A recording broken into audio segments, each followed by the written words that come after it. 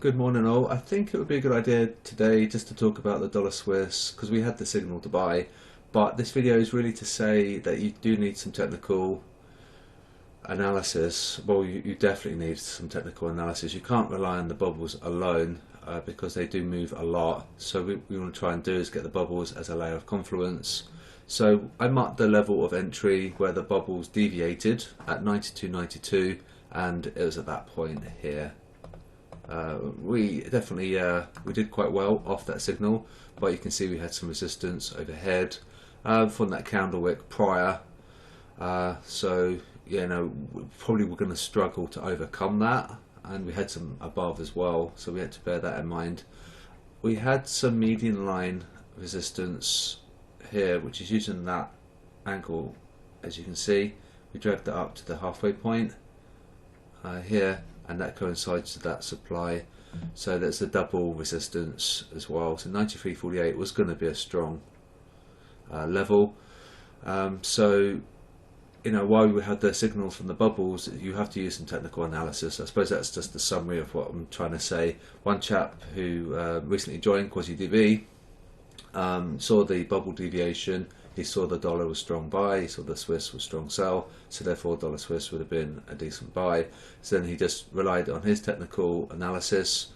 He saw that we had some, it said we had some respect of the MA. It might be a VWAP, I'm not sure, but it could be an MA with an average. And so we had some tests there, so that was quite a good indication. We had a drop, FOMC drop, and a bounce. And then so he entered on that bounce, and what was quite good that he did, he has a bit of a risk management where he's moved his stop ahead of entry, so in case it does come down, he's out of a profit. This is one example of using technical analysis with the bubbles as a layer of confluence. You wouldn't necessarily want to rely on them alone. You'd want to look at TA, and there are all sorts of things that you can do. You can use volume profile, you can use your pitchforks, you can use your oscillators. Do know that quite a lot of the oscillators are lagging. You can of course use the you know, the FX SSI indicators. We were above monthly pivot, so that was strong. There's where they sold it, so that was an indication for buy. If they sell it when we're above monthly pivot, that's usually quite a good indication.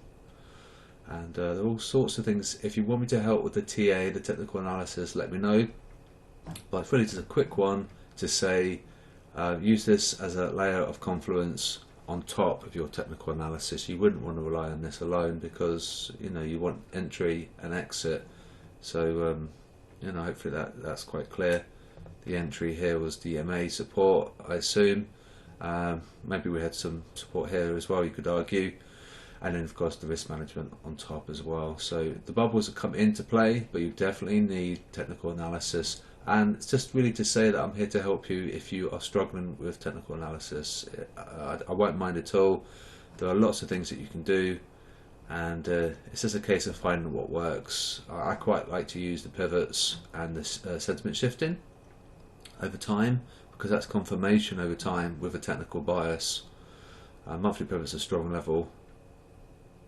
You can see it like a test, and then you know, reversed here.